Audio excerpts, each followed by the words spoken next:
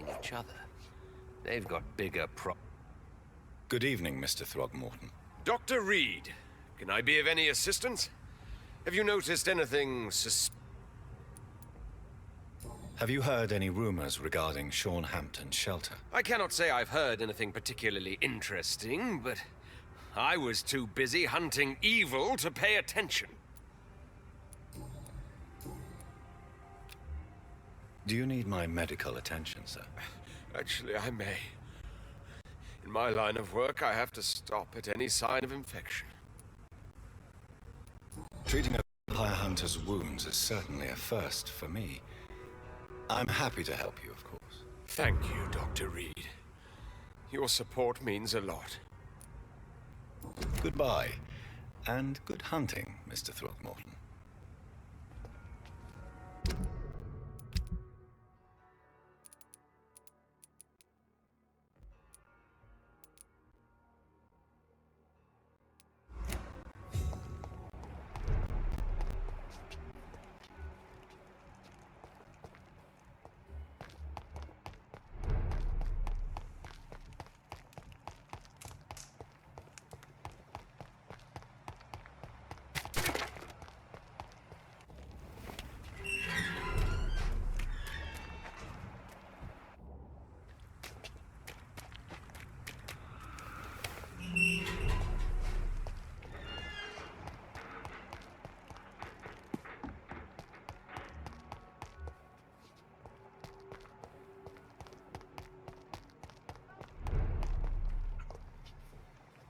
Safer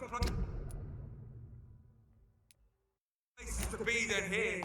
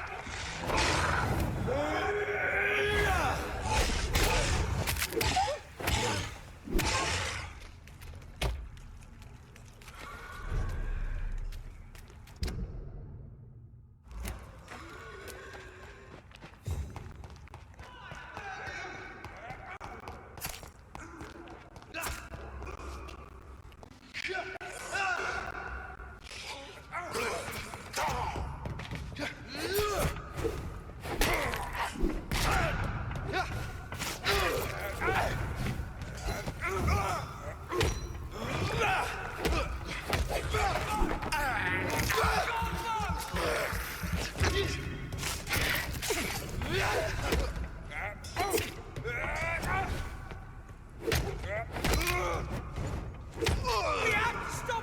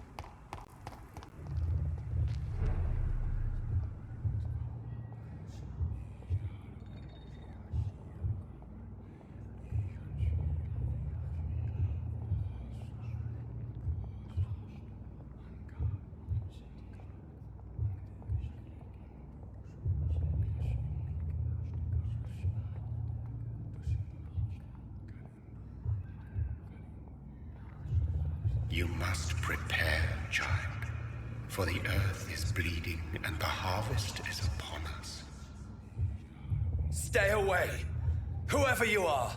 This is no time for petty quarrels, my champion. Can you not hear? The famished queen has awoken.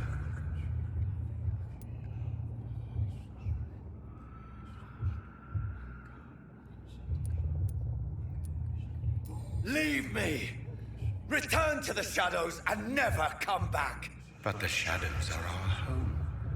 And wherever you stand, my son, I stand beside you. I had to kill Mary. I have known your pain, child. Do not succumb to... Silence! I dismiss you, now! The land calls for a champion. All and everyone needs you.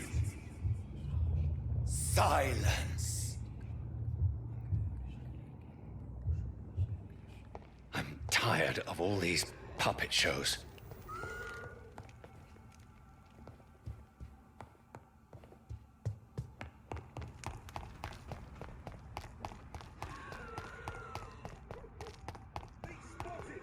Watch out, boys!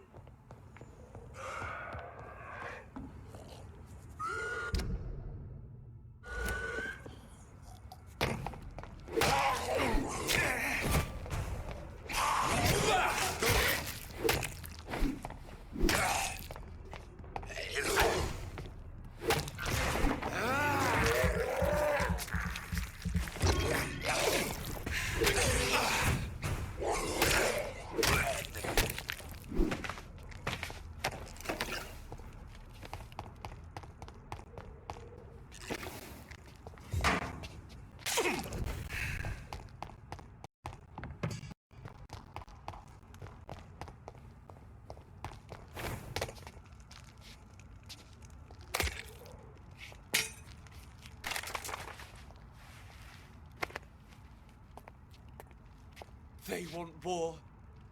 I'll show them war. Whatever this poor woman did, nobody deserves this kind of punishment.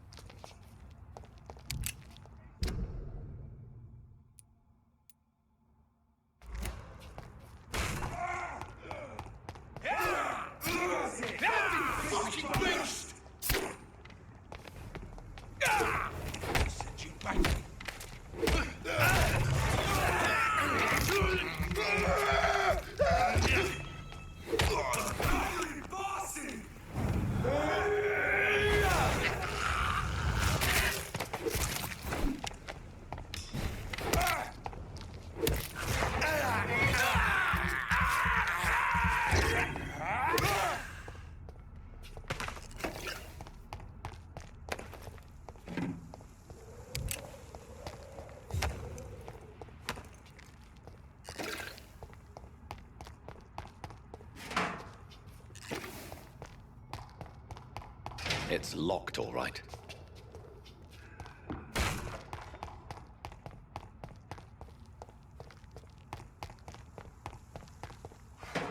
So this is where she lives.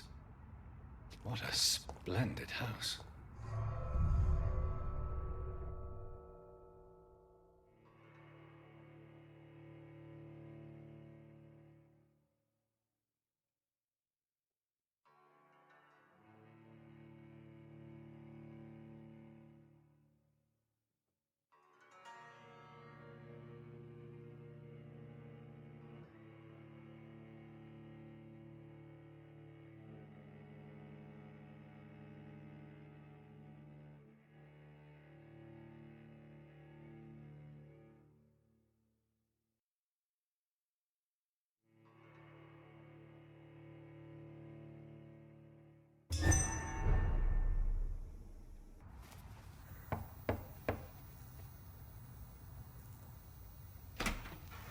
Dr. Reed, welcome. How are you? As good as one can be, considering the circumstances. Yes. Death and affliction seem prevailing themes of late. Please, come in. We have much to discuss. I hope I haven't disturbed you. Not at all. Actually, I was counting on you visiting me tonight. How strange, this painting. Beautiful, melancholic, yet with a haunting dignity. Indeed. A long time ago, a friend asked me to paint this for him. But I kept it in the end. I did not know you were a painter, my lady. There are many things you do not know about me, young Ekon. Please, call me Jonathan. Please excuse my behavior, Jonathan. I tend to tease my friends when uneasy. What is bothering you, my lady? Your letter was quite alarming. We will talk about this in a few minutes. For now, I would like you to tell me about yourself. How have you been since we last met, my friend? My sister Mary. She was made a vampire in the same way I was. She was the one killing all those people everywhere I went. Vengeance is a powerful force for those betrayed. Made vampire through careless error. Victims by surprise. I swear I did not intend that. If only I had known then how vampires are created. That is the scientist speaking. In truth, most of us do not know how it really works. Personally, I make sure my prey will not return to haunt me. What do you mean? I am merciless, Jonathan. I only feed on the dying, and I make sure they are dead before leaving their remains. In the end, she implored me to put an end to her misery. But still, I felt I had taken her life twice. I am so sorry for my accidental cruelty. Had I known your dear Mary was still alive, I would never have sent you to pray for her soul in that church. There is no need to apologize, my lady. Your words have been most helpful in these difficult times. Thank you, my friend. If only we could have guided your poor sister through her terrible nightmare. I came to the conclusion that my maker, whoever he might be, must be a powerful vampire. Certainly extremely old. How have you reached this conclusion? He is the only immortal I've seen appear in an ethereal form. His voice, his words seemed ancient. It was disturbing. I am afraid you are right. The simple fact that your blood made Mary such a strong Ekon proves that you must be of ancient lineage. I felt this power, radiating like an aura every time he appeared. Most ancestral vampires of England were killed by the Guard of Priwen half a century ago. I wonder who your maker could be. You have no idea who he could be? Some of the ancient ones fled England. Some may still be in hiding. All I know is you, my friend, are a pawn in some secret and obscure game of chess. I think I should ask the questions, your ladyship. After all, it was you who invited me to settle this most urgent of matters. Fair enough, Jonathan. The situation is critical. We do not have the luxury for etiquette. Please do not misunderstand me. I would be delighted to discuss mundane matters and idle trivialities. If we survive the dark nights to come, we shall have all the time in the world to speak, you and I. For now, please follow me, Jonathan. I must say, your house is exquisite. One of the advantages of living forever is having the time to be selective with one's furnishings. I took the liberty of having tea served. You can still drink tea. Can't keep it down, but I do so enjoy the aroma. Let us toast to make-believe. And of course, to your health, Jonathan. And to yours, my lady.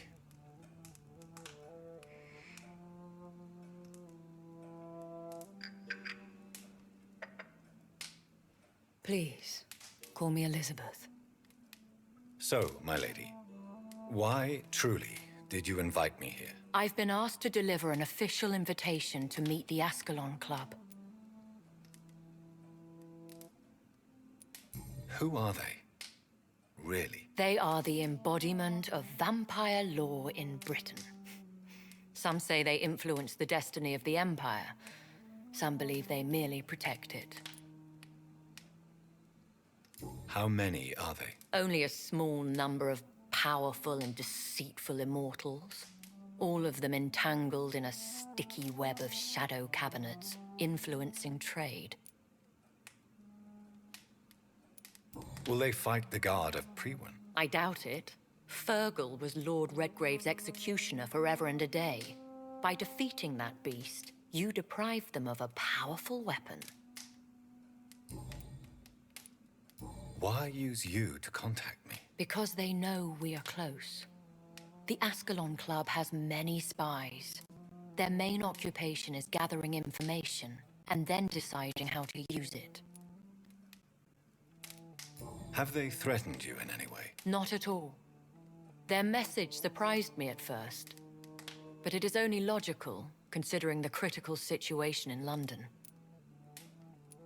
Why not ask for your help? Since you are obviously a powerful and influential immortal yourself. You have to understand that I am invisible to the eyes of Ascalon, for I am a woman. That suits me well, as long as they leave me alone. Should I trust them? Of course not. Do not misunderstand me. They can be very useful, but I believe their long-term goals differ from yours. Why meet them then? Because nothing truly important can be achieved in this city without their consent. They could be powerful allies in this current situation. Should I lie to them? We all lie, Jonathan. It falls to you to choose your behavior. The most important rule is to show them due respect. They have done nothing but impede my investigations since I became known to them. Why would they want to see me now? I guess they now see you as Ascalon material. They must have found out what happened to your sister. Proof of the potent blood flowing through your veins. I'm not sure I can accept their invitation. I have seen their handiwork. How Fergal the Beast imposed the club's law. You have no choice, Jonathan. Even I would not openly defy Lord Redgrave, the chairman of the Ascalon Club. What can you tell me about Lord Redgrave? Who is he? Lord Redgrave is the founder and chairman of the Ascalon Club. Most mortals know him as the Earl of Bristol. He is rich and extremely influential. Have you met him? Only on rare occasions, for he never goes outside the club. And women are not awarded membership, even immortals. How old is he?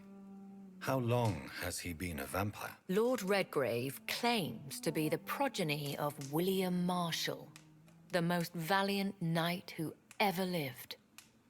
If that is true, he could be very old. How powerful is his reach? The Ascalon Club may be the most influential secret society in England. Not all its members are immortals, but they are all very powerful. They are not all immortals. How is that? The club is mainly comprised of political figures who seek the safety and expansion of the Empire. The most loyal are awarded immortality. Any familiar or famous names? As the richest, most relentless British tycoon, Aloysius Dawson is considered ideal Ascalon material and has been watched for years. If you are convinced I must meet him, I will heed your advice. Thank you, Jonathan. I understand your reluctance to brush shoulders with London's vampire elite. But we have no choice. Is the situation that critical? Yes. The Guard of Prewen has called for a second great hunt of our kind. And they will stop at nothing to eliminate us. Will the Guard of Prewen and the Ascalon Club fight each other? I doubt it. If Prewen really launched a great hunt, I think most of the Econs I know would flee the country to escape the bloodbath. I think I saw them kill an Econ on the way to your house. They seem to have a list with names. To launch another great hunt, they must have collected intelligence on vampire identities and whereabouts. They are a resourceful lot. Should we fight back? I will not be hunted down like an animal again. I admire your courage, Jonathan. But the best way to fight them is to put an end to the epidemic. This is the only way to clear the air. What is a great hunt? The first great hunt was launched about 75 years ago. In just a few nights, the Guard of Prewen located and destroyed most of the old British vampires. Why start a second one? Prewen has always seen us immortals as a threat to mankind. My guess is they suspect one or more of us is the cause of the epidemic. How did you survive the first hunt? I fled, Jonathan. Like most vampires who survived that slaughter. And I secretly came back when I was sure they had lost my trail. You should flee then. Leave London, the country even. I have seen the Guard in action. They are merciless. Your concern warms my heart, Jonathan. But fear not. If the situation gets too dangerous, I shall retreat to my secret Scottish manor. I could hide you in my luggage, if you wish. Thank you for the offer. I shall keep it in mind, but I have much to do here. There is a question I must ask you. Could Lord Redgrave be my maker? I doubt it. If Lord Redgrave had made you his progeny, he would not have seemed so surprised when you demonstrated the strength of your lineage. What is the plan? The plan is we both try to save this city, you and I. Go to Ascalon, accept their proposition, and use their influence to promote your agenda. How can I save London? The epidemic is the priority. You must find its origin and put an end to it.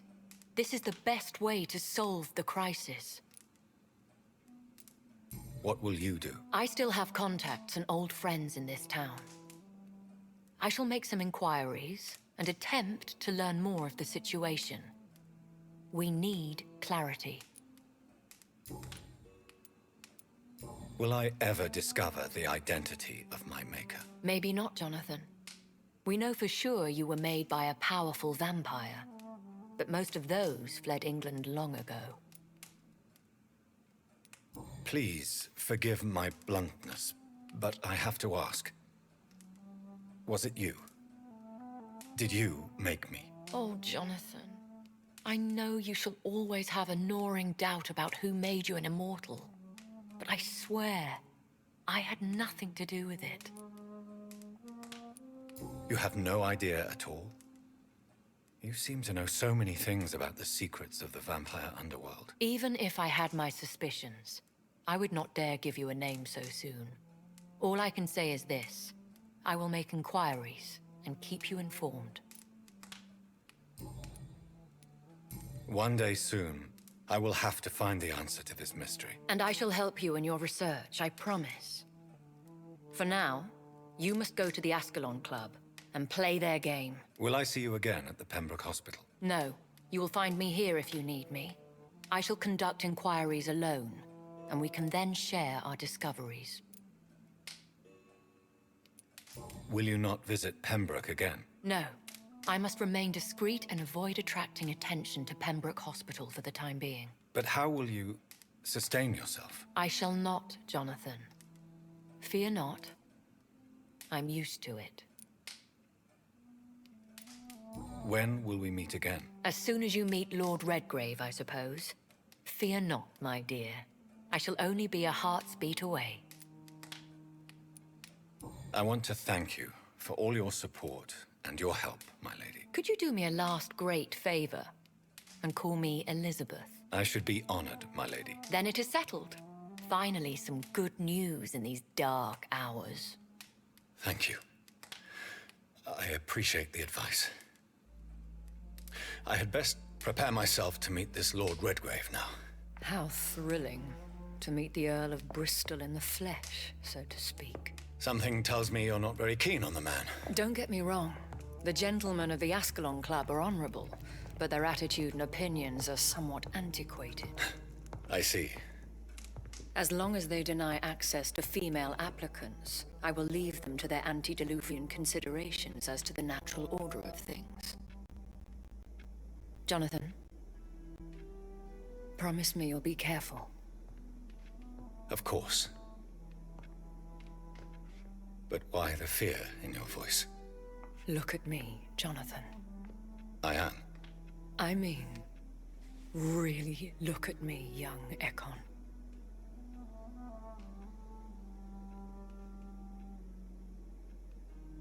We may be deceptive by nature, but this heart of mine has always told the truth.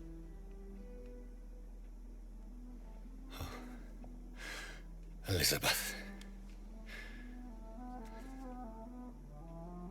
Go, my friend. But come back to me soon.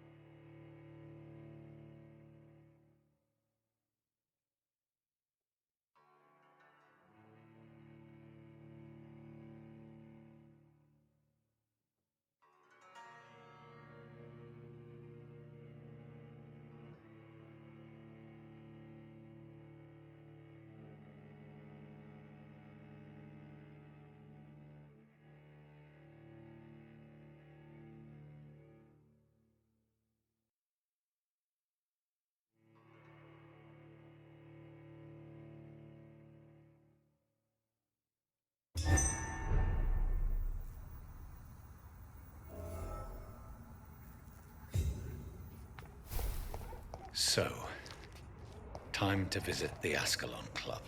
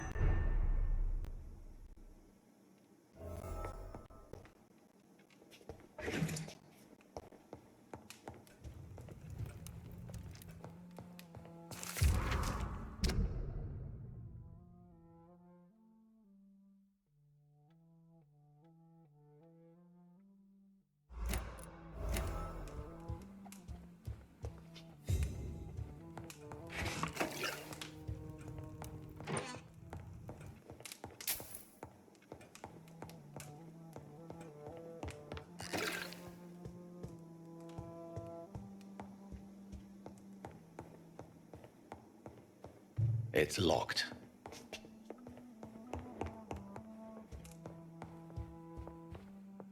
Hello again, Jonathan. To what do I owe the pleasure of your visit? Sorry to disturb you again, but could you spare me a few minutes? Of course, my dear. Always a pleasure to speak with you. Concerning your investigation, Yes? are you truly seeking to identify my maker? I cannot promise you anything, but yes. I am conducting some research of my own. Do you think we shall ever see better days? Or at least, better nights? I know not, Jonathan.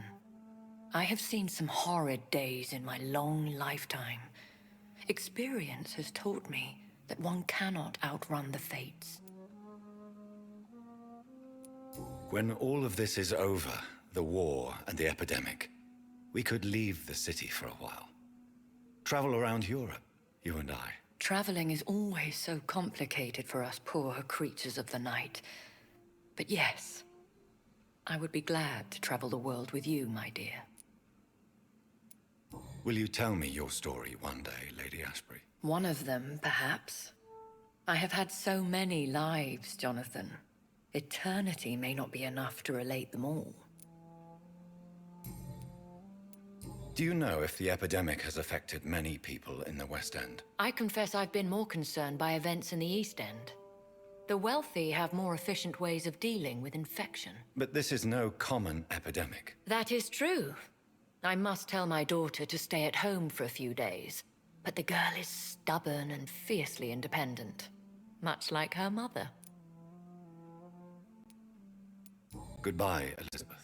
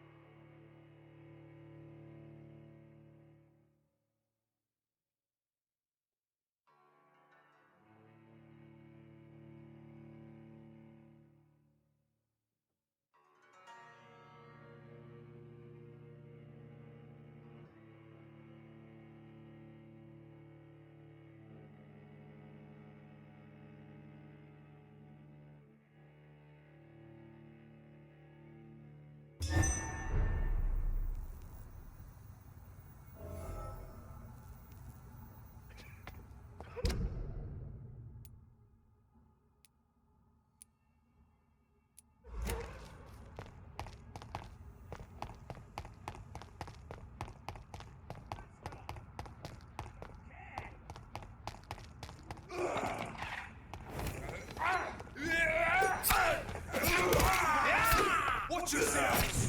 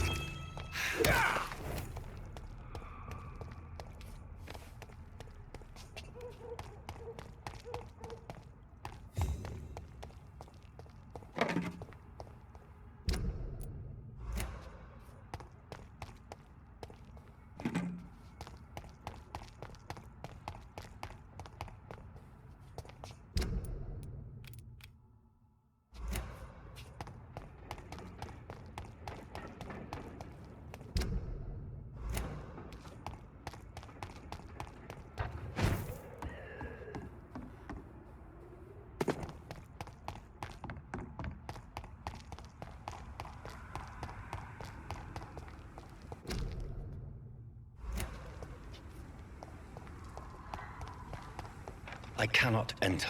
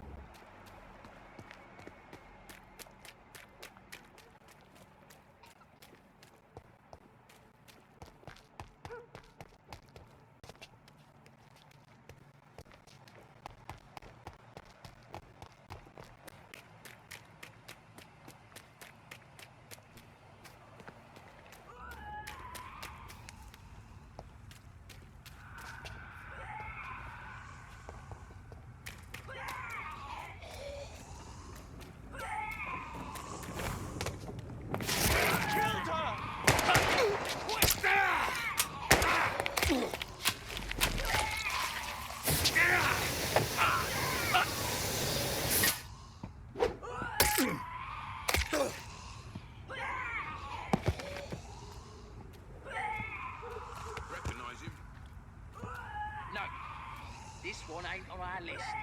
Well, that's one less anyway. It'll make McCullum happy. That was the vampire I saw earlier. This war takes no prisoners.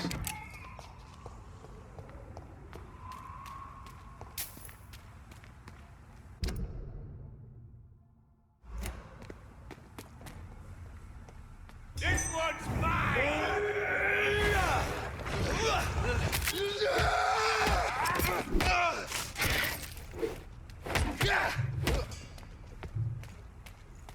I hear leeches.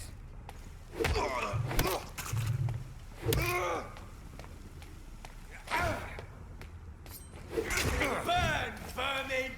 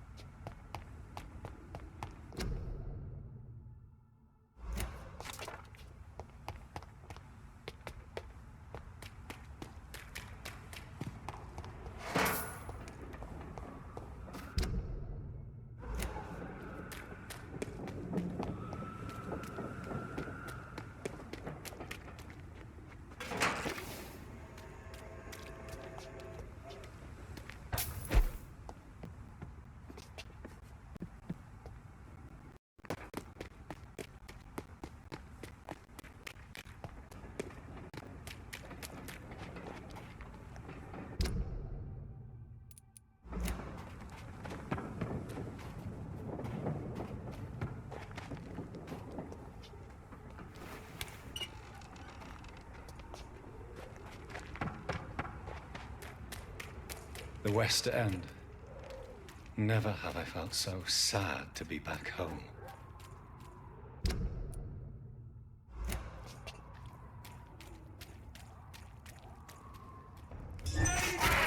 We've got one of them!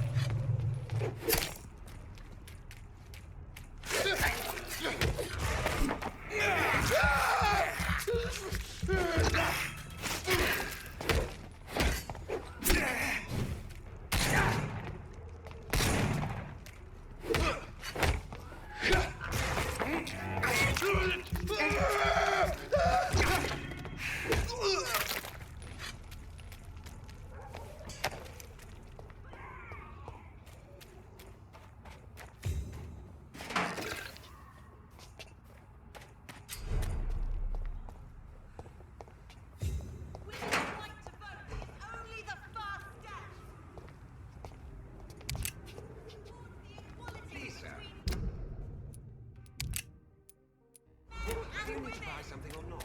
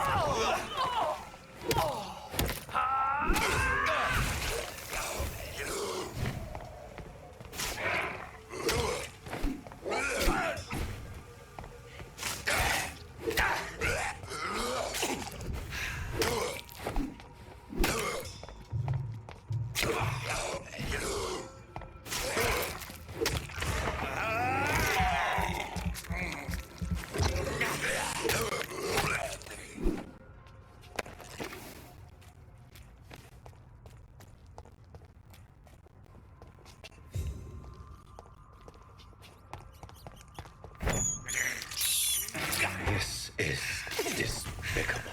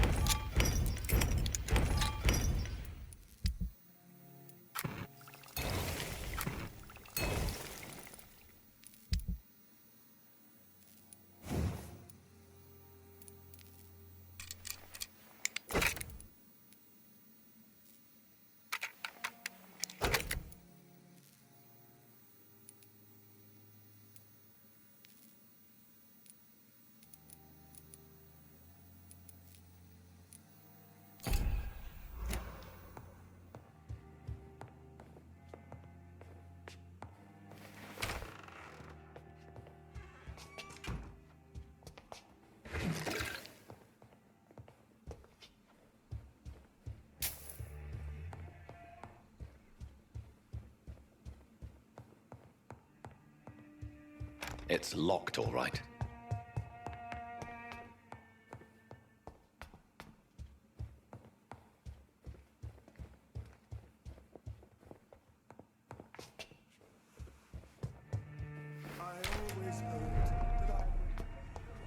Please, sir.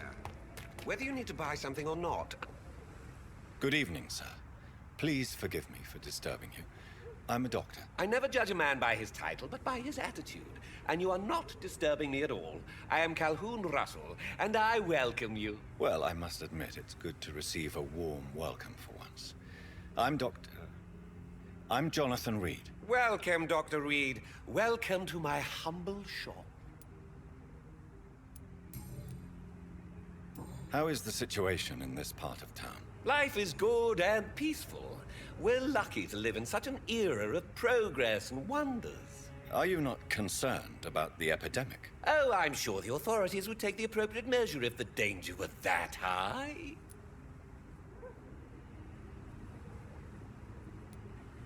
You cannot expect the newspapers to expose the truth while the war is still raging. I can assure you that the situation here is desperate. Well, that's news then. But I can't believe that things are that bad. Are you sure you're not exaggerating a bit? For the thrill of it? What can you tell me about this place? I recently found the best steak and kidney pie in the city. I'd be glad to share the address if you want. Finding a good restaurant. Is that really all that interests you? Oh, I have many passions, but nothing brings me ecstasy like subtle and exquisite flavors from my teeth to my belly. I must confess, I have quite specific tastes when it comes to nutrition. Really? Well, I'm always happy to try new exotic meals. If you ever find an intriguing table, please share the address. Is it not a little too late to be trading? On the contrary, it is the perfect hour. Believe me, my friend, it is always at night that you meet the most fascinating characters. But what about the epidemic? The bombs and raids? And all the random violence? Please, sir, this is London, England. We will prevail. And if a bomb must fall on my shop, then I'll be there to hear it falling. So you prefer to work at night? Oh, I also enjoy a sunny day like everybody else. But the night always has a certain je ne sais quoi of its own.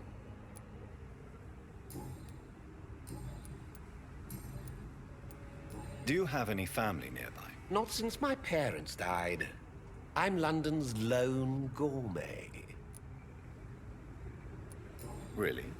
But you seem to be such a pleasant and sociable fellow. I'm afraid the real hedonist has to be sometimes.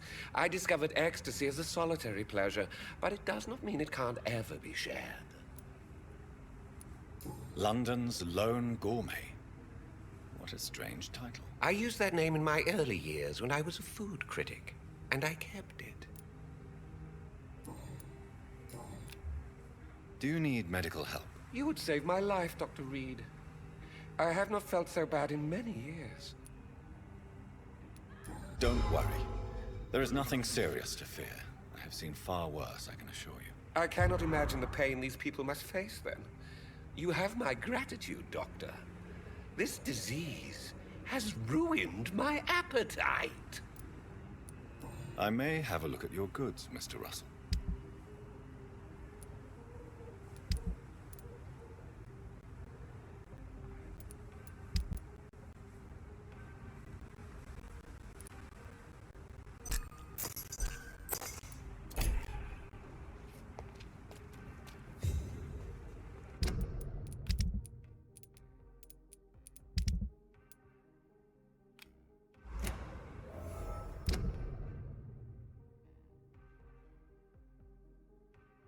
The Ascalon Club. The heart of British vampire society. Not quite as subtle as I expected.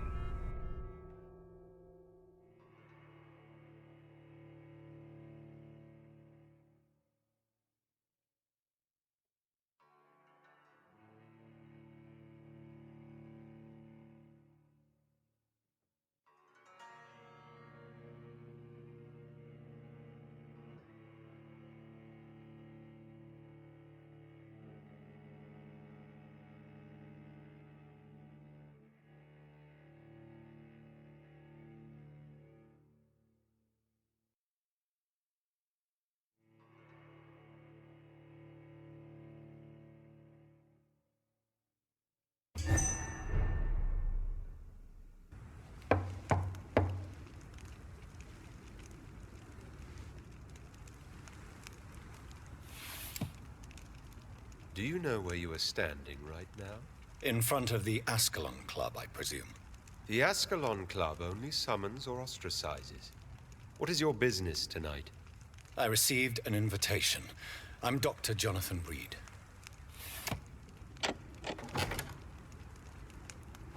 Welcome to the Ascalon Club, then, Dr. Reed. Please proceed. Lord Redgrave is waiting on you upstairs.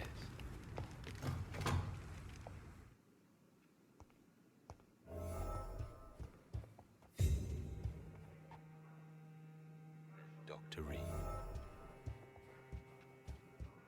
There has been quite a battle here.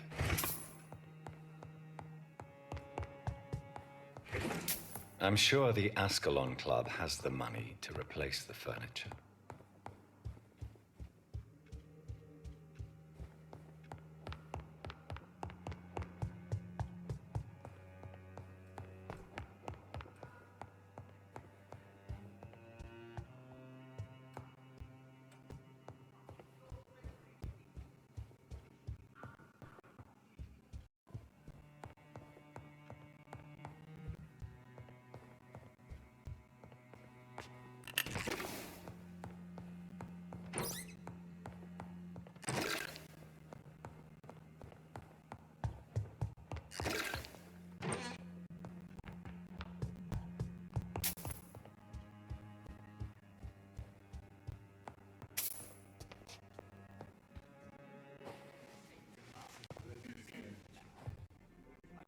Good evening. We repel the intruders allowed.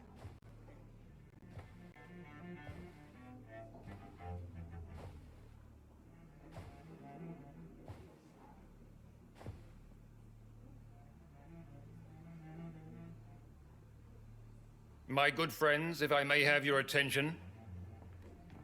Behold our visitor, the good Dr. Reed. Newborn of blood so pure and strong that even my friend Fergal Bansher was no match for him. Hear, hear, hear.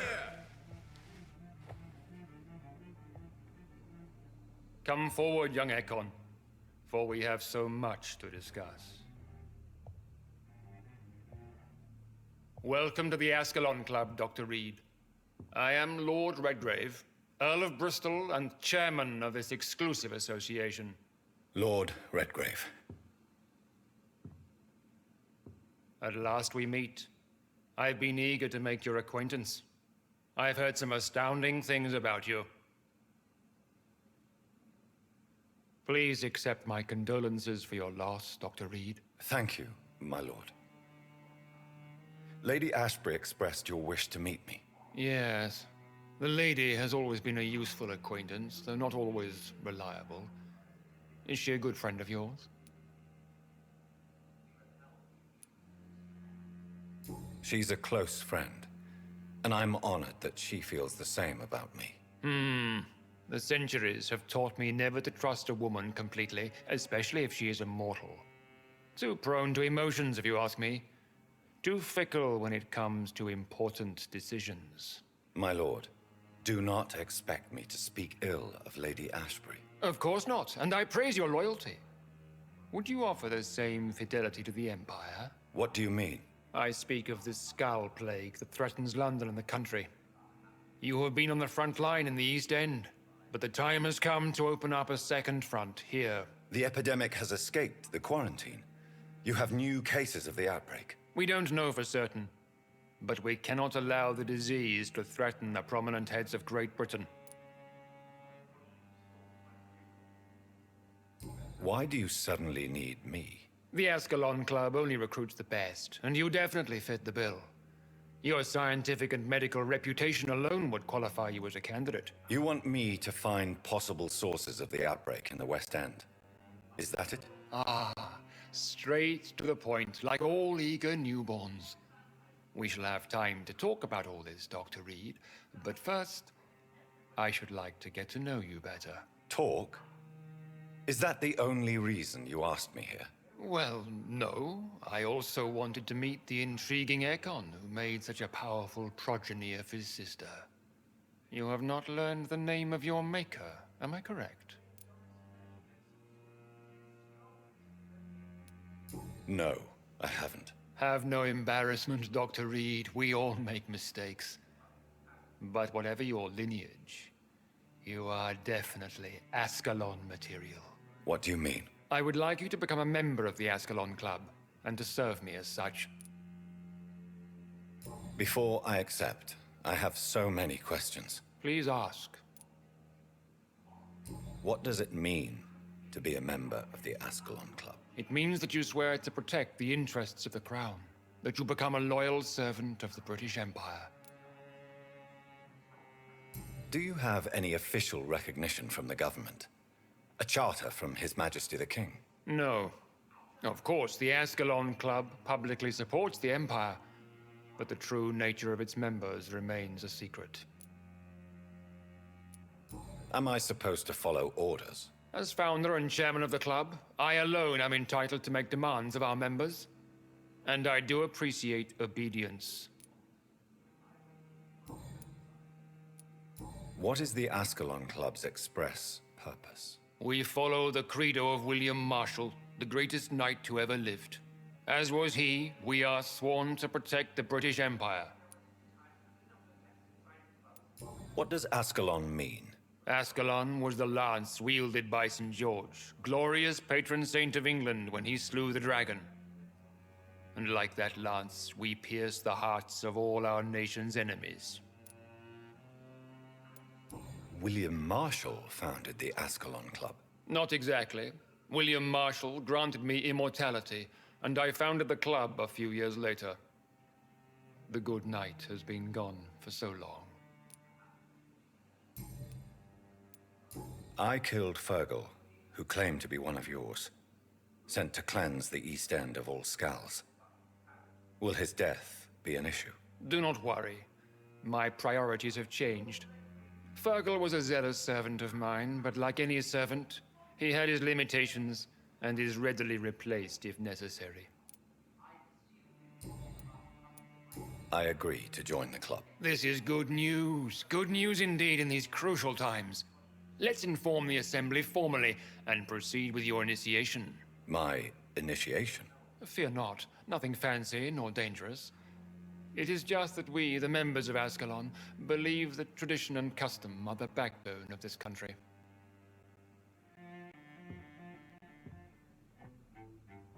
My fellow members, dear friends, please gather and welcome this Ekon as one of our own. Is he worthy? Is his blood pure? Well, speak, Dr. Reed, in front of the most sacred blood. The blood of our beloved William Marshall, speak now. Will you serve and protect the crown as he did? Yes, I will. Then, young Ekon, it is time to testify with your blood. It is time to sign the Book of Allegiance. I know it's awfully gothic and a tad pedantic, but England's traditions are the backbone of our nation.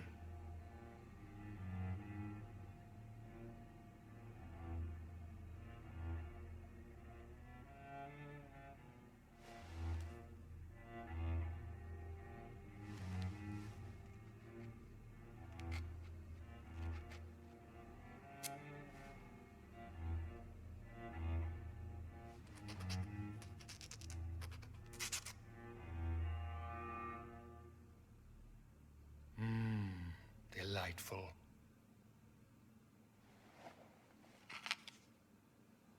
Welcome to the Ascalon Club, Dr. Reed.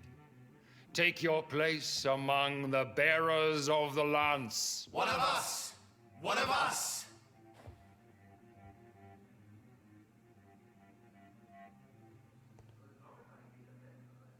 That went well, did it not? It is always useful to bolster the troops' morale, especially before a difficult battle. You have the makings of a general, my lord. I was, though very long ago. Well, not quite a general, but a proud defender of the crown. So why did you really want to meet me? Straight to the point again, young Ekon. All right, let's talk, you and I, Lance Sparrow. I'm listening, my lord. According to my spies, you have worked with Dr. Edgar Swansea on the epidemic, and your findings were quite alarming. Do you know Edgar Swansea? Not personally, but I've been told he has some sort of immortal fetish and is a good friend of yours. Does it bother you that I consider him my good friend? As long as you reveal nothing of the club's inner workings, why should I forbid you engaging in conversation with the good Dr. Swansea? You were spying on me? Not personally. I rarely leave this building. But once he found you, Fergal kept me informed. Until you put an end to his mission. Who was Fergal? I don't see him sipping tea with the others in the club. Fergal Banshaw was my squire of sorts. Even before becoming that magnificent beast, he was a brute.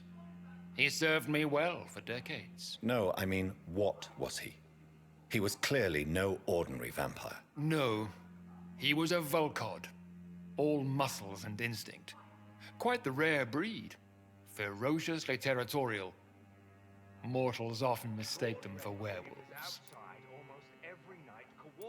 You do know I killed him. Yes. Will you bear ill will towards me for his death? Of course not. Your victory was quite impressive and courageous. You earned my respect. Yes, I'm convinced the recent invasion of frenzied Scals in London is directly linked to the epidemic. This is not the Spanish flu, but something else. I would be glad to hear more of your discoveries, Dr. Reed, but for now, my main concern is the security of London's inhabitants, both mortal and immortal. What do you mean? Alarmed by the epidemic, the Guard of Prewen has started a war against us British vampires. To appease the situation, we must eradicate the Scals.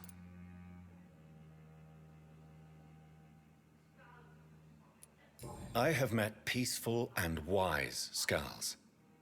To exterminate them means we are no better than vampire hunters. Scals are hideous, shameful creatures that give all Ekon a bad name. So, what do you want me to do? I want you to investigate the city thoroughly.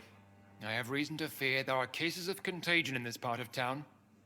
Our absolute priority is to find and cleanse them. And how would you like me to proceed? By all means necessary, Dr. Reed.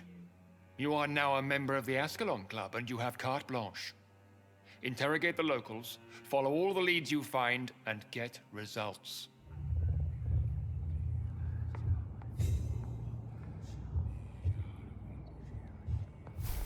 Have you heard the rumors of some horned vampire revealing himself and singing obscure songs around the city? What is this new malevolence? Skulls have been Good spotted evening, everywhere Dr. in Reed. London. How does it feel to be this evening's centerpiece? Figuratively. I feel perfectly fine. Do I have cause for concern? Do not be alarmed.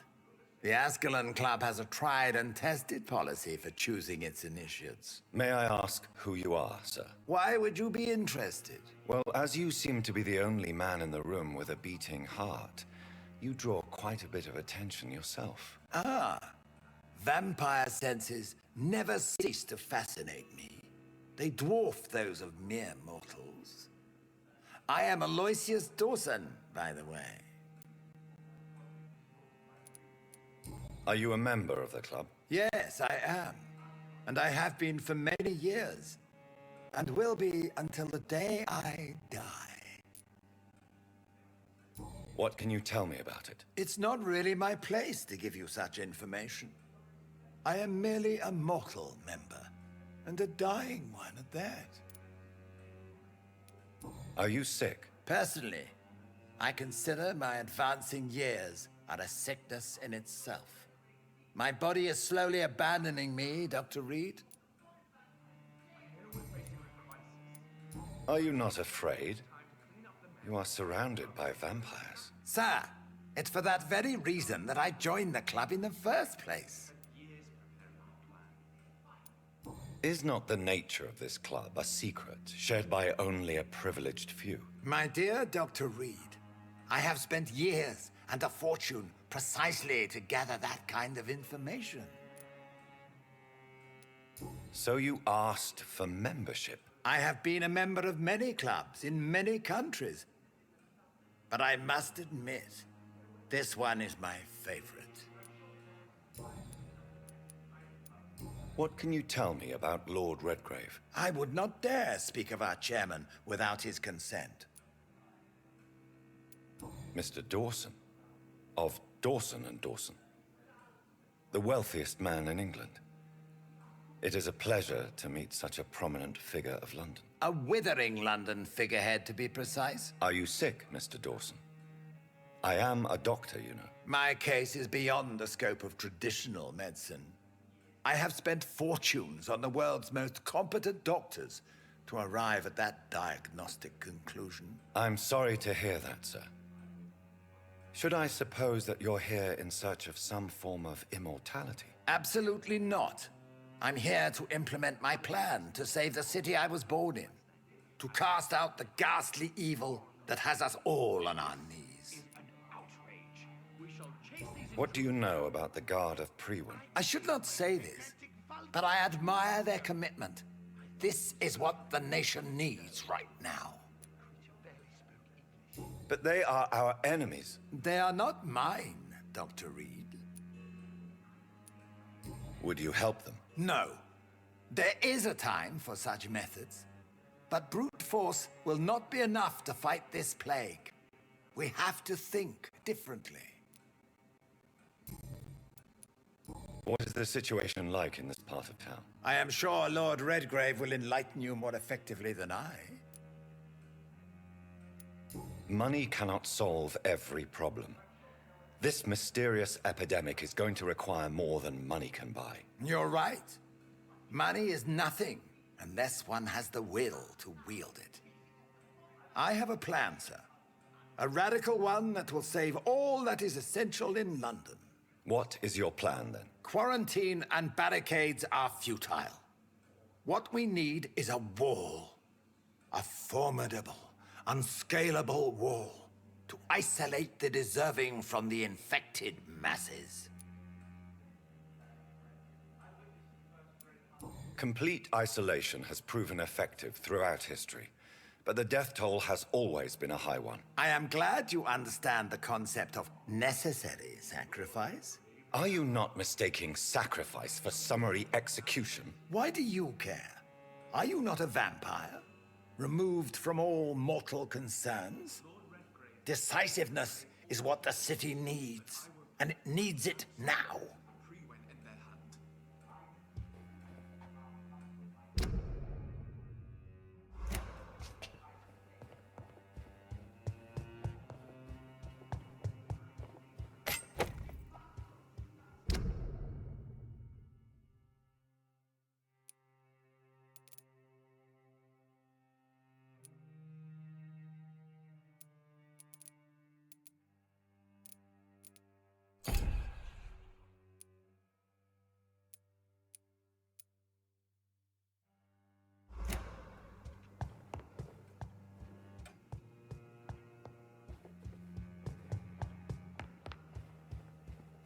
Welcome to the Ascalon Club, then, Dr. Reed.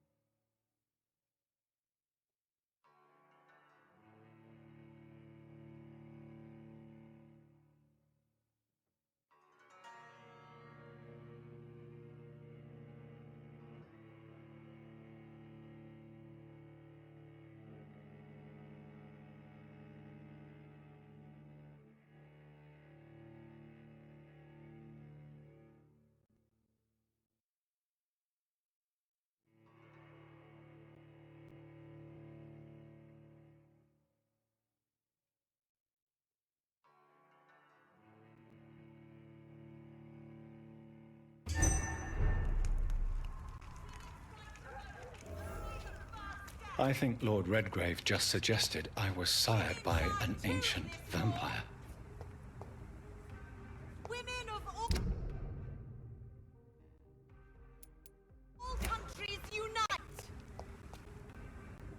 Good evening, miss. Oh my god, no. Please, Mr. Vampire, don't kill me. Please, no. I'm too young to die. I still have so much to offer this world. Wait, no. Why do you think I would... What? Don't worry, Dr. Reed. I know you wouldn't harm me. Mother told me you were in this part of town and might drop by. Your mother? My name is Charlotte, sir. Charlotte Ashbury. My mother taught me long ago how to recognize the signs that betray a vampire. I understand she also taught you how to tease and gently mock innocent young Ekons. It's a pleasure to meet you, Miss Charlotte. What do you think about this part of town? I was raised here, and I suppose it feels like home. You grew up in this part of town too, did you not? Yes, I was born a few streets away. A small world, is it not? Did you ever imagine that my mother was your neighbor all that time? That you could have met her in a dark alley at night? You won't trick me twice, young lady. We both know Lady Ashbury never hunts or attacks prey at random. Come on, Doctor. Don't tell me you never thought about that possibility. Her fangs on your neck. Oh, are you blushing, Dr. Reed? Is there something that's bothering you? Too much selfishness and individualism for my taste. Even when there was no epidemic. Even if that's partly true, may I remind you that many charitable institutions are financed by the selfish and filthy rich. I suppose you're right. But society must reform and renew itself, or we are all done for. Tell me about your adoption. What do you want to know? Who are your real parents? Elizabeth Ashbury is my real mother.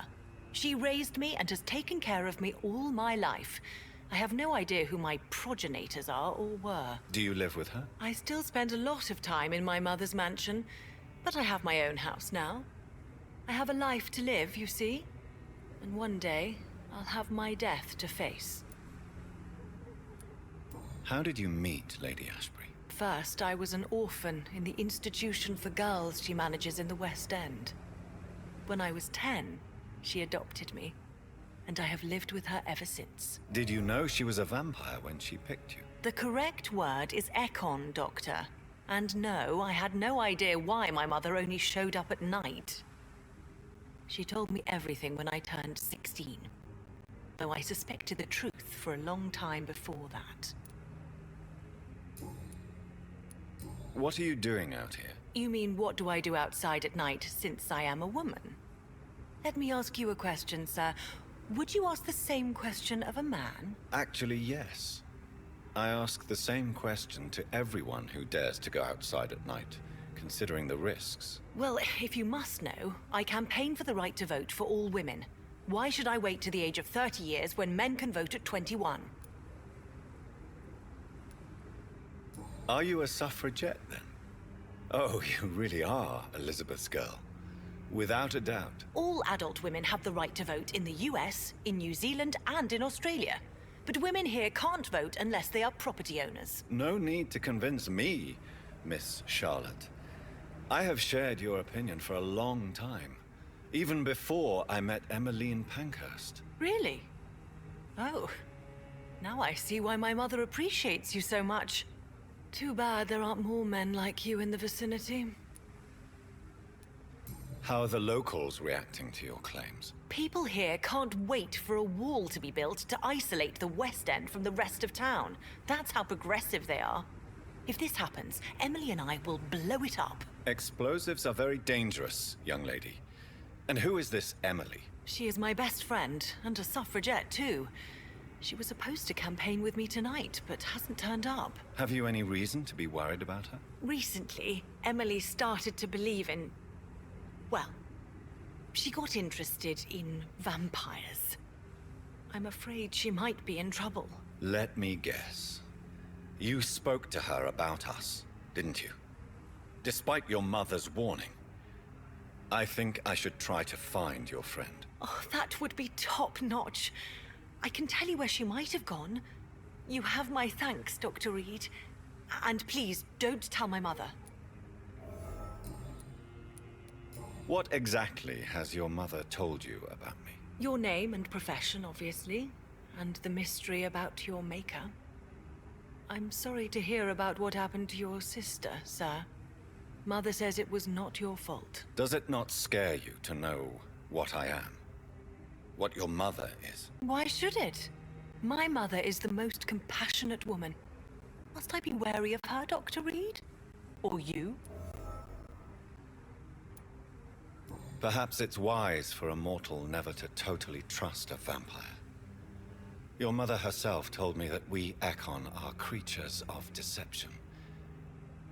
Maybe it's because we seem so alive. That may be true for a naive girl, but I have the best teacher when it comes to getting rid of an insistent immortal. Your mother is not like any other vampire I've met. I believe she thinks the same about you, Dr. Reed.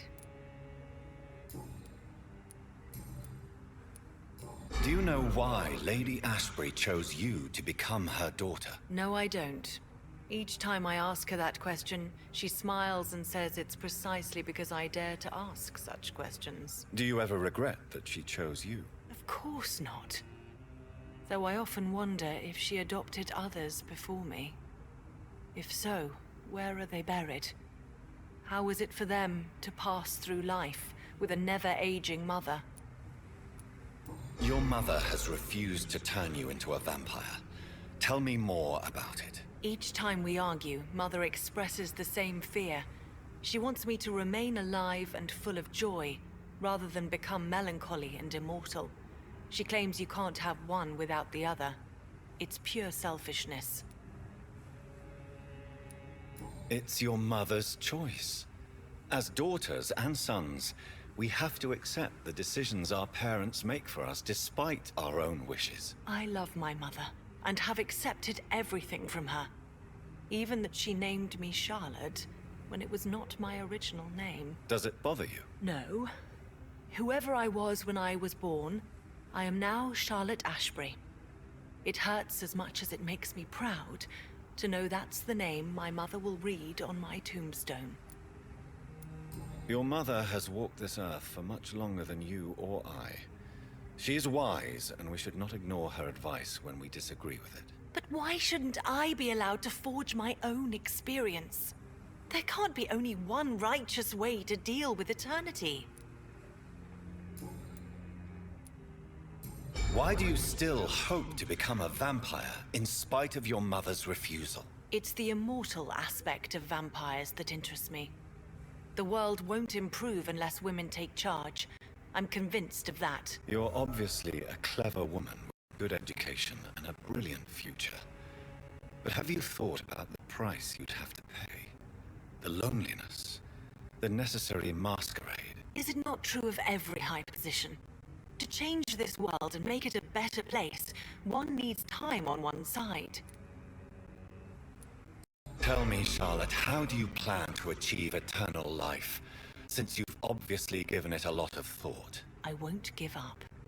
You have no idea how determined I am, sir. I may contract a deadly disease. I may throw myself under a carriage, just to be saved by her sweet kiss. That's a disturbing answer, young lady. And the worst part of it is, I know you speak the truth. There are less dangerous ways, Doctor.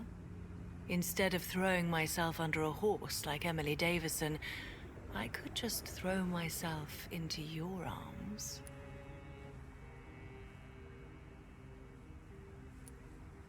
Be careful what you wish for, young lady.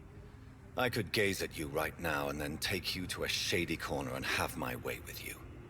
And leave your carcass to the rats. You wouldn't dare. My mother would know. She'd never forgive you. How could she suspect me? Do you know how many vampires are lurking in the city tonight as we speak? Vampires with a worse sense of humor than mine. Oh, my God. For one second, I thought you actually... Excellent, Dr. Reed. Very convincing.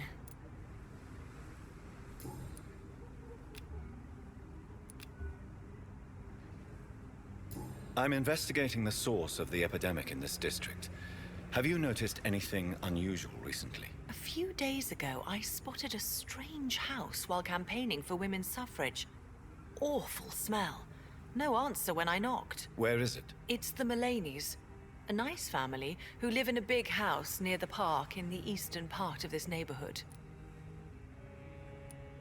Goodbye, Charlotte. Give my best regards to your mother when you see her. She's been quite busy these last few nights. I suspect you may see her before me.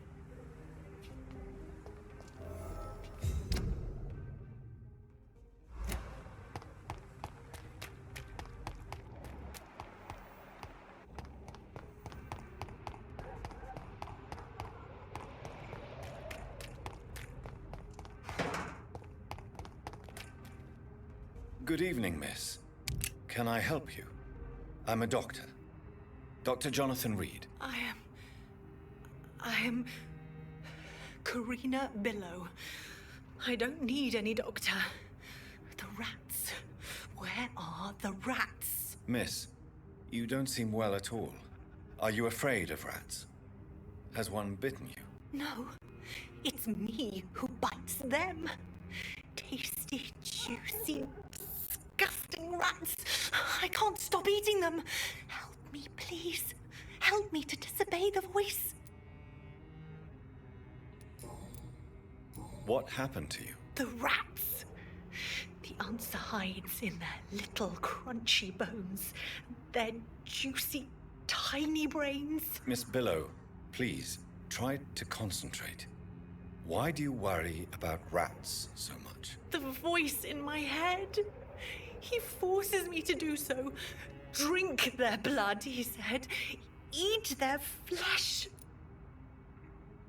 Do you feel compelled to obey that voice, Miss Billow? Even if you're loath to submit to it? Yes. Please. Help. Tell me about the voice in your head. Who is it? Can you describe it? Is it someone you know? Someone you met? Keep your mouth shut, he said. Don't ever speak about me, or I'll abandon you. Help me, please, Doctor. Tell me about yourself, Miss Billow. What do you do for a living? Oh, I'm hungry. I need to eat. Have you got something for me? Blood, perhaps? Can you give me blood, Dr. Reed? Don't you remember who you are, miss? What you did for work? I was strong, proud. I campaigned for good causes. But that was before. It does not matter anymore. I'm so hungry. What is the local news hereabouts, Miss Billow? Shadows. Shadows hunting shadows. Whispers in the dark. Pestilence. Suffering. Death.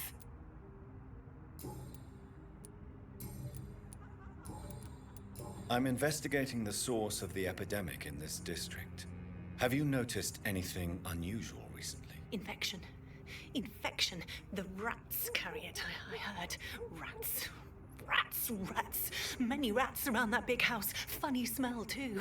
Dead flesh. And where is this house? West of the park. Not very far. A big house with no sound, no light, no life left. I must go now. Goodbye, Miss Billow.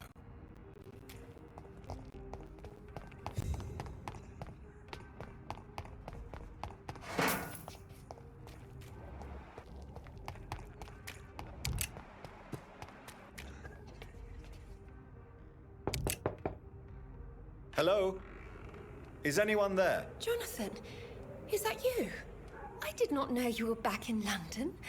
Oh, my dear Johnny. I'm so sorry for your loss.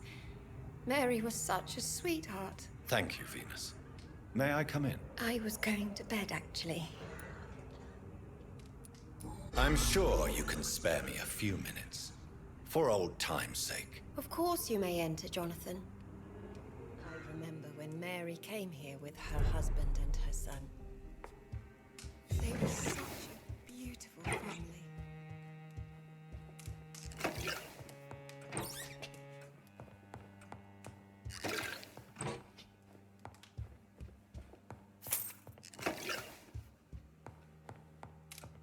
least you survived the Great War. I feared the worst.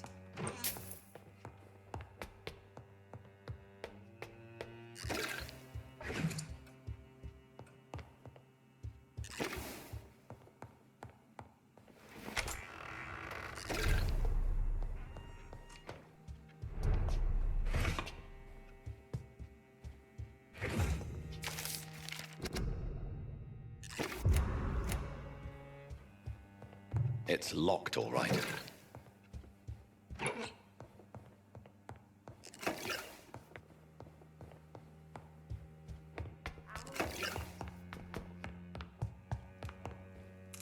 It's a pleasure to see you again, Venus. So you returned from the war in one piece too.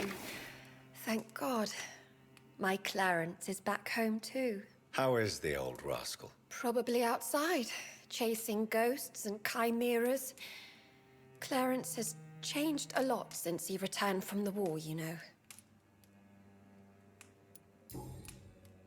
How have you been since the last time we met? How long has it been? 3 years now? I've done my duty, like all British women. You have no idea what it was like to wait for months without knowing if I'd still be a wife or a widow. I understand. Luckily, this part of town has been saved from the worst of the bombings, from what I've seen. Yes, and it's also true about the epidemic. The flu has killed here too, of course, but not on such a large scale as in other parts of town. Have you noticed anything peculiar about the neighborhood recently? You mean except for your return to town? No. Oh, and again, Jonathan, please accept my condolences for your mother and your sister. Such a tragedy. Thank you, Venus. It was so sudden, and I've been so busy, I haven't spoken to anyone about it. I wish I could have assisted at the funeral, but, you know, it's been so quick. And what with the epidemic in the streets? There's no need to apologize, my dear. It's normal, considering the circumstances. No, it's not. I am sure that Clarence has not even thought to present you his condolences. He is too busy with his penny dreadful stories. Why is my return so surprising? It's more an unexpected happy end than a surprise. You and Clarence, back from the war. You have no idea how hard it's been for me.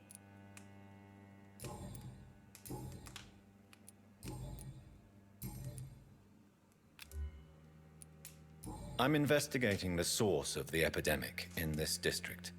Have you noticed anything unusual? The McPhersons. I heard they locked themselves in their own house. They could just be afraid of getting sick. Perhaps you're right. But if I were you, I'd pay them a visit. A big house, reachable through a courtyard, to the north of the railway bridge.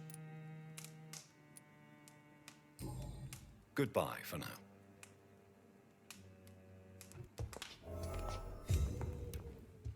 I remember when Mary came here with her husband.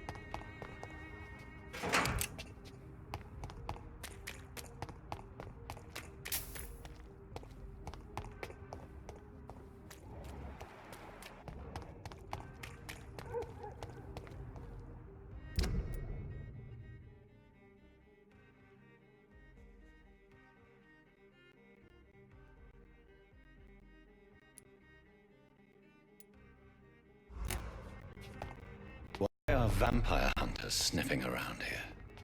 I need to find out what they're after.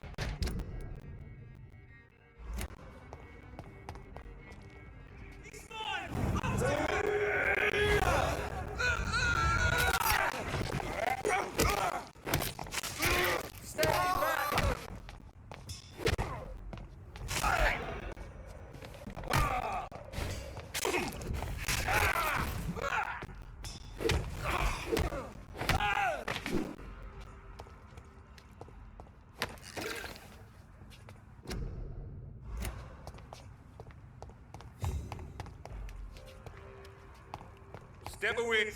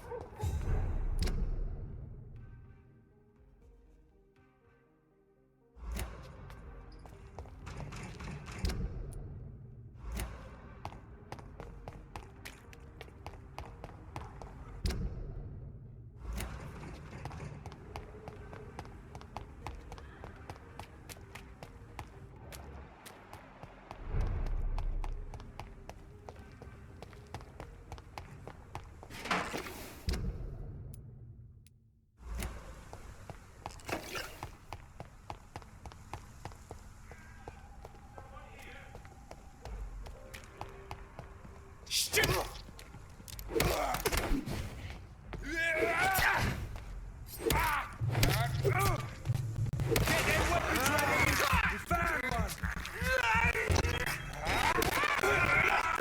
Piece of shit!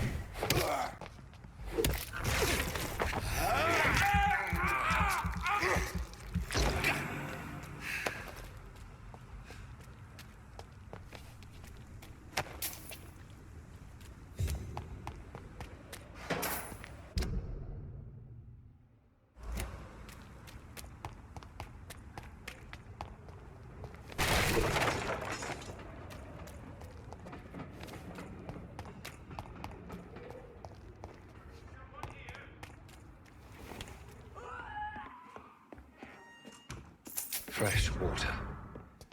As long as it's not holy water, I may find some use for it.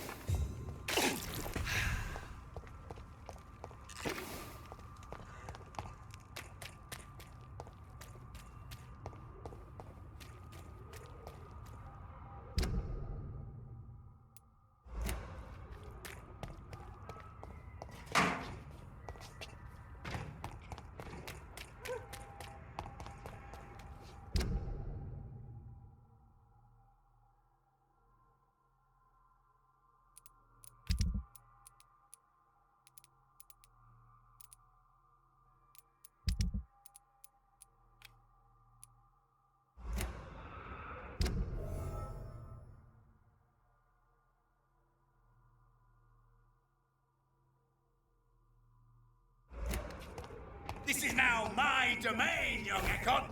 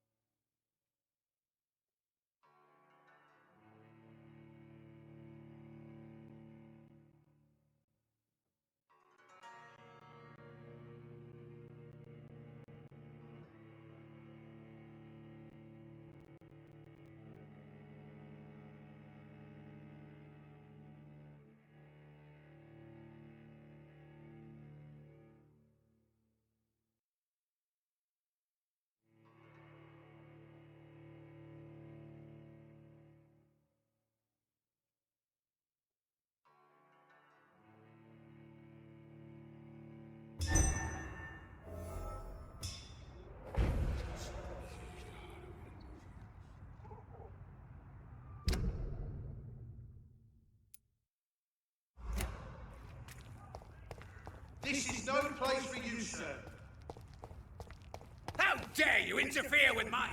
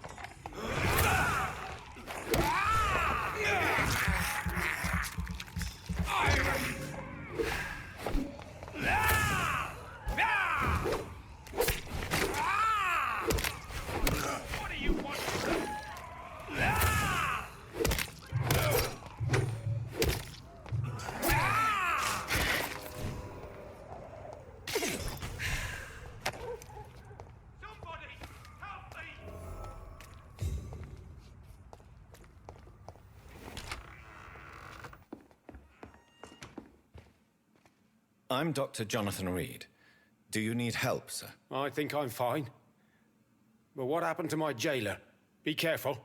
He's as vicious as he is strong. You don't have to worry about him anymore. What happened here? I am Tadao Kimura. I was imprisoned by this lunatic for several days. I thought I was going to die here. You're not going to die now, Mr. Kimura. If you hurry, you should be able to get home safely. It seems that I owe you my life. You have all my gratitude, Dr. Reed, since it is the most precious thing I possess. Goodbye, Mr. Kimura. Take care.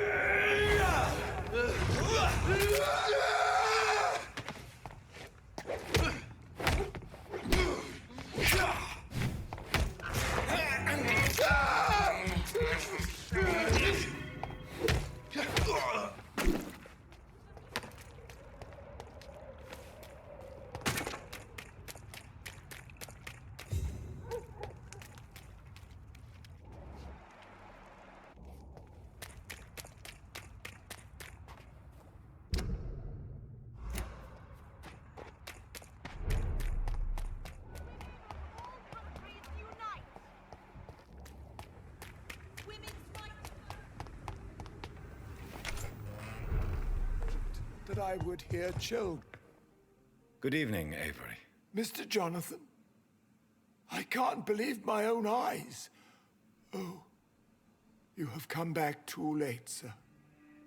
Far too late. I know, Avery. I know about Mary and my mother. I'm so sorry. It was my duty to watch over her. She left the house in the middle of the night.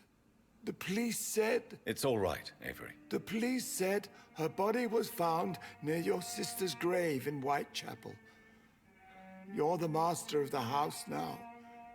I'd understand if you fired me, sir.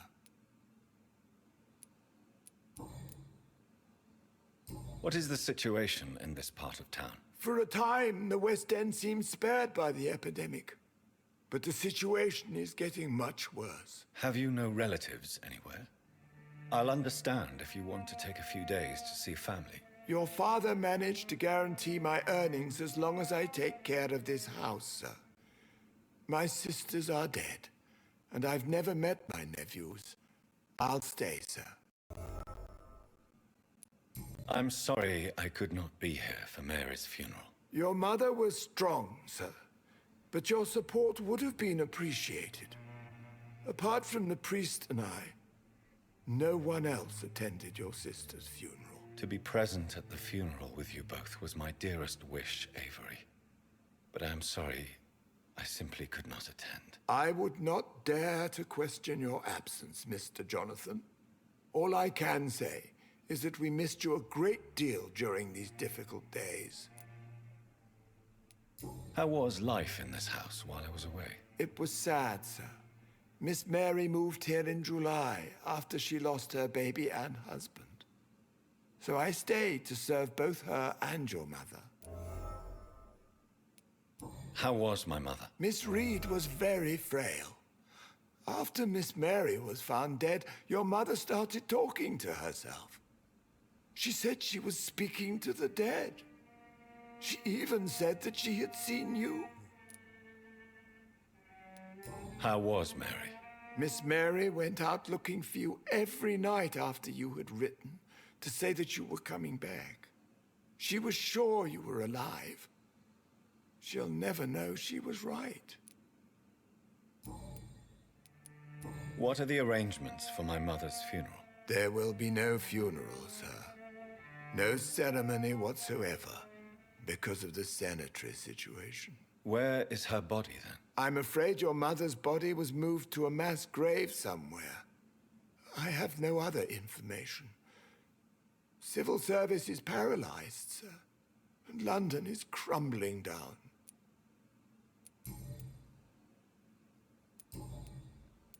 Tell me the truth, Avery. Do you feel forced to stay here? Would you leave this house without the arrangement made by my father? No, sir. I have nowhere else to go. And I promised your father I'd take care of his family as long as I lived. This house is dead, Avery. There is a curse on this family. You really should consider leaving. If only you could have been here sooner or more often. Maybe this house would not be that empty. But you're here now, sir. So my task is not over.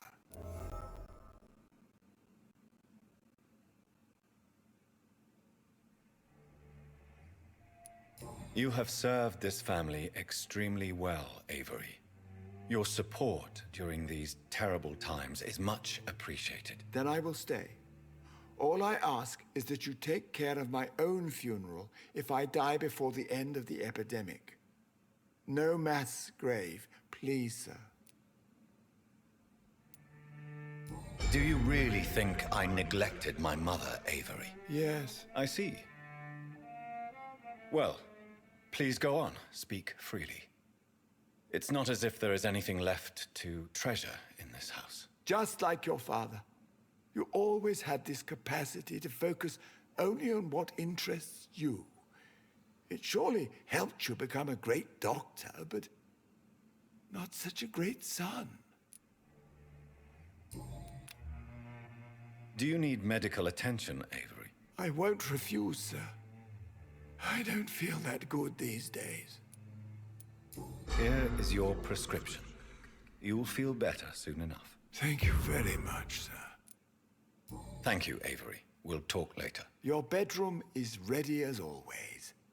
Good night, sir. Oh, sir. What a terrible tragedy.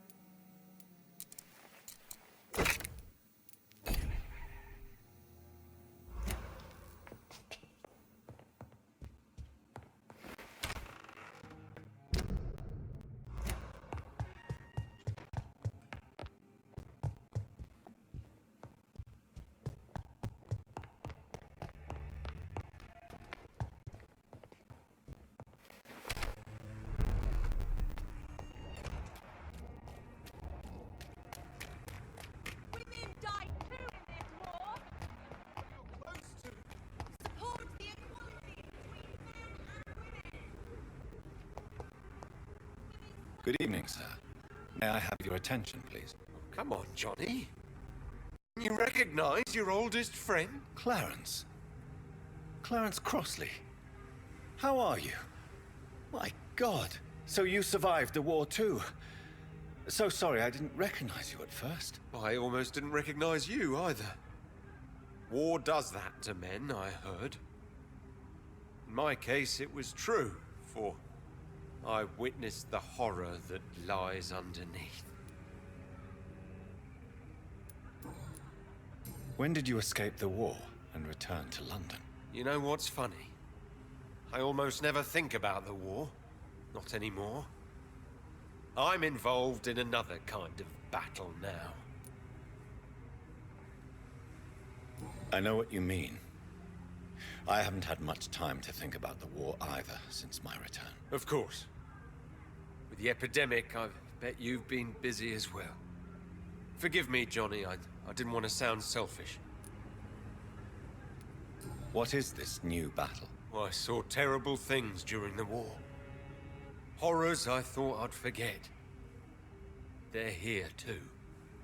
They're everywhere. Vampires.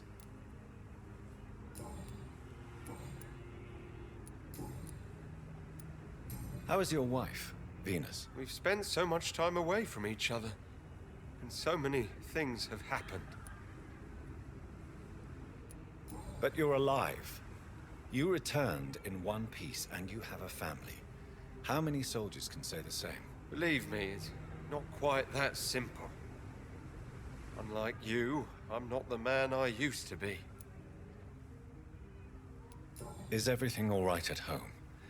Surely Venus was relieved to see you return from France in one piece. Have you forgot what people are like in this part of town, Johnny? Venus fears for our family reputation. Now her husband has become the village idiot.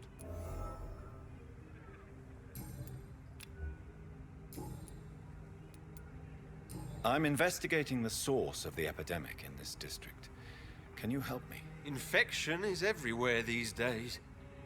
But if you ever go to the park near that swanky house belonging to the Mullaneys... Yes? What about the Mullaneys?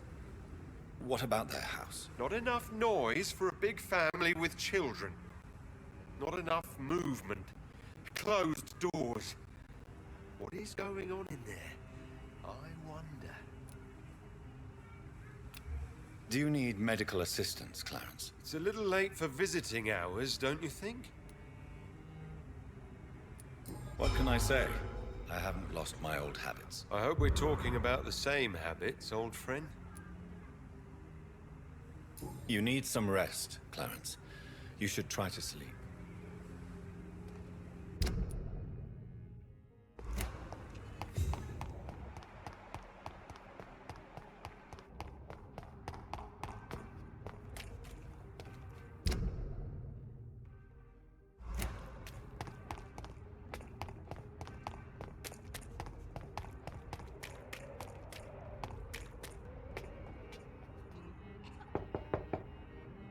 Hello, Venus. Hello, Jonathan. Please, come in. At least you survived the Great War. What do you need from me, Jonathan?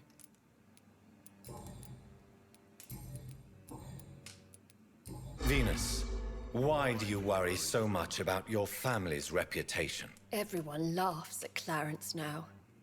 And they avoid me because they believe I share his insane opinions. I'm a leper in my own community. Goodbye for now. I remember when Mary came here with her husband and his...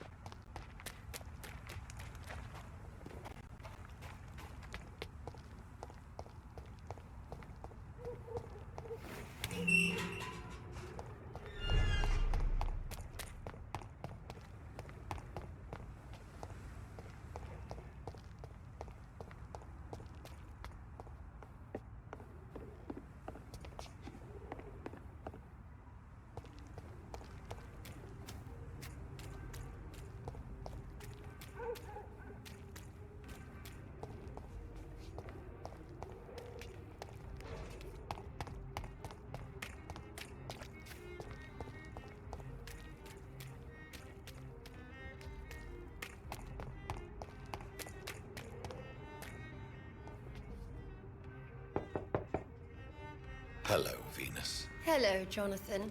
Please, come in. I remember when Mary came here with her husband and her son. It was...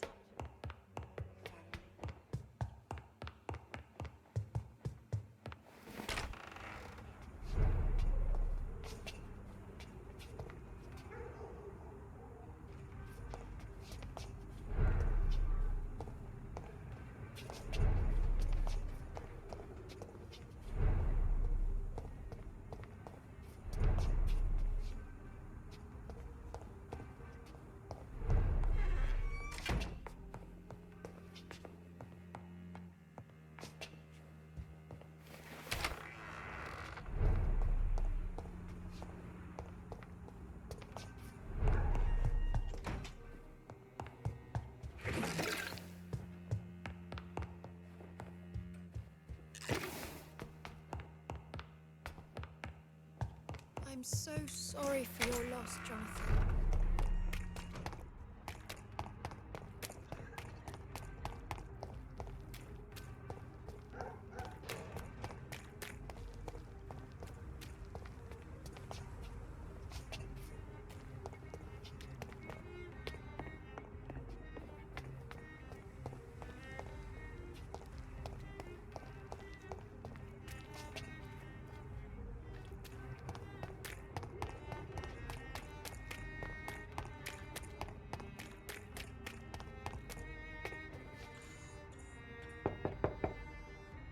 Hello, Venus. Hello, Jonathan. Please, come in. At least you survived the Great War. I feared the worst.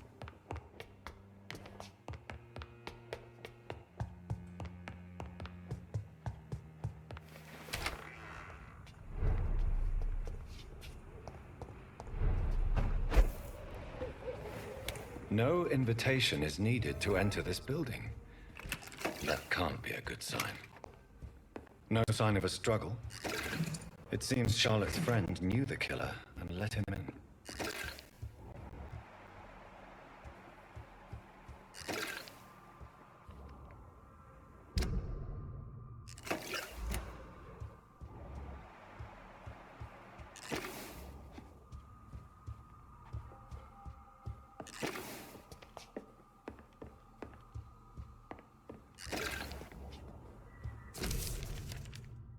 Emily wanted to become a vampire.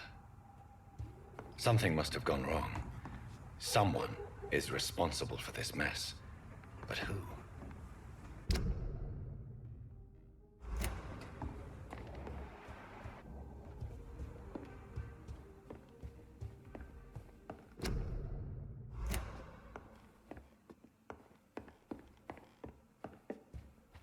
Blood.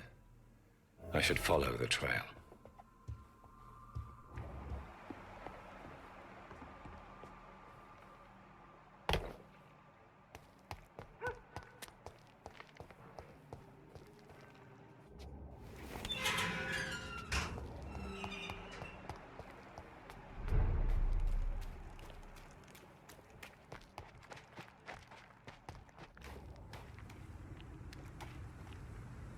Who are you? What are you doing here? I could ask you the same question. I'm the Marquis de Bois-Colombes, and I strongly invite you to find your own game, sir. I appreciate the invitation, but I'm here to solve the mystery concerning the death of a young woman killed by a vampire. A young woman killed by a vampire? Oh, you're joking, right? Oh, I do love the British sense of humor. And who exactly are you? I am Jacques-Michel Guillaume Florimond de Marquis de Bois-Colombes, at your service, my dear cousin. You're French, but your English is quite good. I was born in France, sir, but I consider myself a traveler of this world. So many countries, so many tantalizing tastes. Dear cousin, are we related? We could be of the same blood, my dear. I tend to consider all Econs as family, don't you? What are you doing here? I recently decided to visit London. I've always dreamed of visiting a city on the verge of collapse. Such a delicate, yet intense spectacle. You take pleasure from others' misery. I have been a totally depraved and immoral creature since the day I was reborn, sir. And probably before. What do you plan to do here? Take pleasure. Take pictures. Enjoy the show. Have fun. Believe me, I won't be the only foreign immortal who bought a ticket to the fair. I followed the trail of blood from her room to here. Oh, you're referring to that young woman. Yes, the meeting turned messy. I'm afraid I ruined my last redingote. So you admit you murdered her? I admit nothing, my good sir. I only regret the blood of that girl staining my clothes. Oh, blood can be so messy. What happened? She wanted to become one of us. Not the first time I have received such a proposal, but I must admit her direct approach tempted me. And then what? The body rejected my blood. It happens, you know, sometimes even with voluntary prey. At least her gurglings brought me some fun, until the artery burst. I believe you, sir. Emily's diary confirms your statement. Oh, Emily was her name. Quite charming. Well, mystery solved then. Yes, I suppose so. You can go. And so can you. Farewell, sir. May you enjoy the spectacle of this fallen city as much as I do.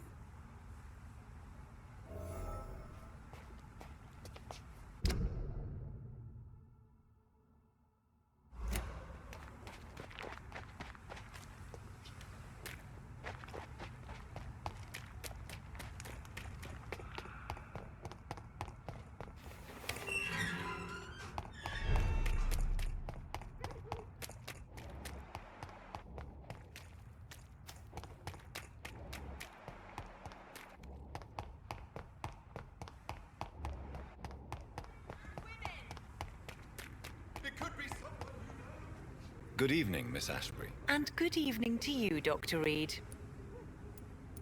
I have found out what happened to your friend, Emily. I can handle the truth.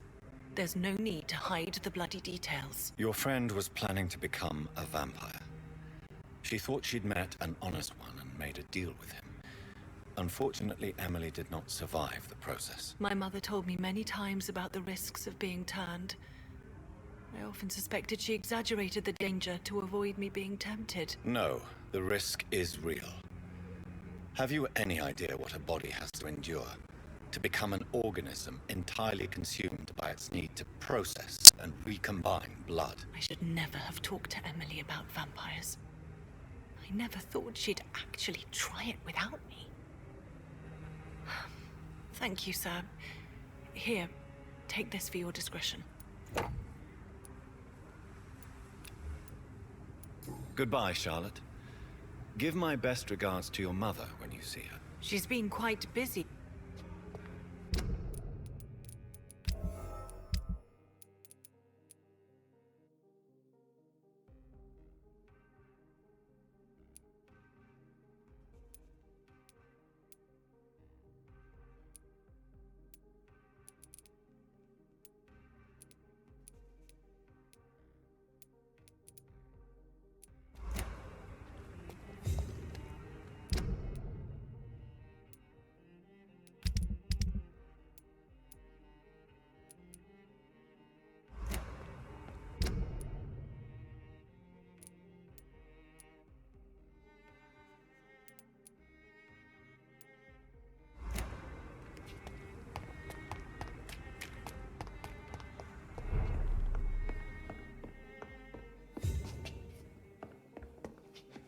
It's locked. Good evening, Dr. Reed. A great night, what? I may have a look at your goods, Mr. Russell.